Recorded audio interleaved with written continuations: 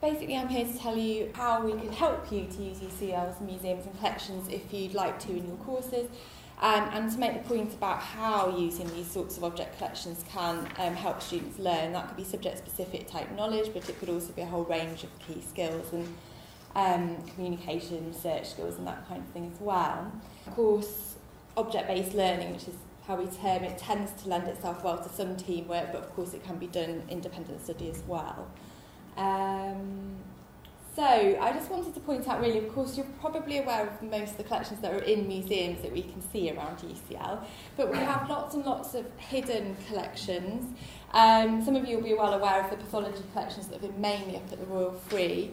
We're doing a lot of work about how we can improve accessibility to those and how we can get them out to you and how we can make them sort of digitally available as well. The other point I think about object-based learning is a more general one, is that it takes students out of the typical environment of a classroom with a projector and a screen like this and just someone talking, and can put them in a different environment that might be more conducive to sort of discussion and communication and so forth. So we've done some quite interesting work. Actually, mainly the UCL Art Museum has done this, where inviting classes in, they may not be directly wanting to talk about the images around them, but some lecturers have found that just being in that space can be helpful. And I've been talking to the Grant in their new space over the road, and they're really keen to have groups booked in. They can seat comfortably up to 36 students and 50 or so moving around. So we've also had some JISC money to create object-based e-learning resources. So some of the sorts of things that have been done are things like Zoom Moodle. Some of you in life sciences may have come across that, and this is just a little screenshot of a bit of that. And that was brought in to tackle one particular assessment that students weren't doing so well on. And once they had their object handling session and then they could refer back to this resource with all the information, text and zooming kind of functions, they actually started to perform a lot better in their assessments on that, and so there was a direct improvement. And here we can see the sort of cycle of learning that we're trying to encourage, and that object-based learning does seem to encourage very well indeed, and this kind of emphasis obviously on active experimentation and reflective observation and so forth. We're also doing quite a lot of work around interdisciplinarity really, and the way that objects can bring that out. So what we found, or what I've found in my role, is that collections tend to create points of contact between disciplines or sub-disciplines perhaps.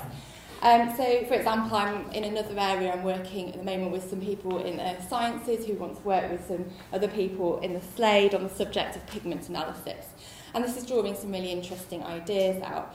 Of course, fields of research and teaching such as anatomy are kind of naturally interdisciplinary, connecting with life sciences, medical school, archaeology and anthropology.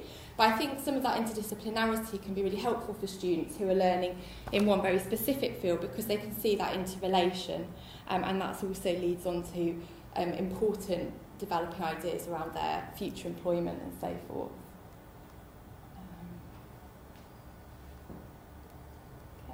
Yeah, lots and lots of opportunities to develop teamwork, communication skills, all these employability plus points that we're hoping. We want students from UCL to go away with a sense that they've, got things to put on their CV, and that they can answer kind of interview questions well along these lines. So the transferable skills type stuff. We also actually offer opportunities to do specific research projects based around the collections, where we can provide some support for that in terms of some supervision.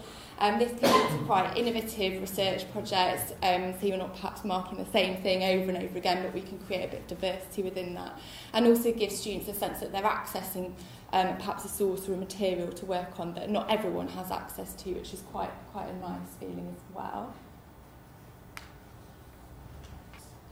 And last, really, we're doing quite a lot around volunteering as well. I don't know to what extent this would be relevant to the teaching and learning strategy, but we are providing as many opportunities as possible for students to undertake volunteer placements and work experience placements with us. There's lots and lots of interesting work that can be done, and that can also link with them developing skills that they can take on into the workplace afterwards. For example, we have people doing museum blogging, collections work, research work, and sort of developing, in fact, digital technologies for museum environments as well. So I think I'll just leave it to Kimberly to say a little bit more about that. Yeah, I have shamelessly jumped on the end of the fact that the words public engagement are written on the bottom of this slide. My name's Kimberly Freeman. I work in the public engagement unit here at UCL. UCL is particularly keen on embedding a culture of public engagement throughout the whole of its work, but I think it lends itself specifically to the School of Life and Medical Sciences particularly well. What I want to talk to you about today is that we've had a steer very much from on high that the more public engagement that we can include in things like teaching and learning strategy, the better. Also picking up on what Leona's been saying about employability, the more rounded your students are, the better, and public engagement really helps that. It helps people get a new perspective on their subjects, but also it can inform a research career if they go on to continue in the subject. Public engagement can help shape research for the better. It can also help make people understand more about their subject. If they choose to leave further education and go out into the workplace, they've got a much better idea of how their subject is going to be interpreted, how they can speak to people, and what kind of groups and communities are interested and involved in the work that they've been doing. It's, as Roz mentioned earlier, there's a lot of stuff on running complex projects, communication skills. It has a lot of very good key skills involved, but also it's a key part of UCL's ethos. UCL has a public engagement strategy which includes the line, public engagement will be part of good research, teaching and learning for staff and students.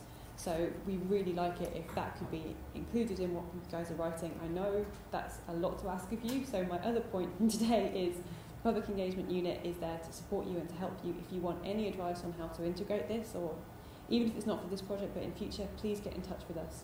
Please contact me, my name's Kimberly Freeman, or look for the PE unit online and get in touch with us, and we can help with this and with any future projects.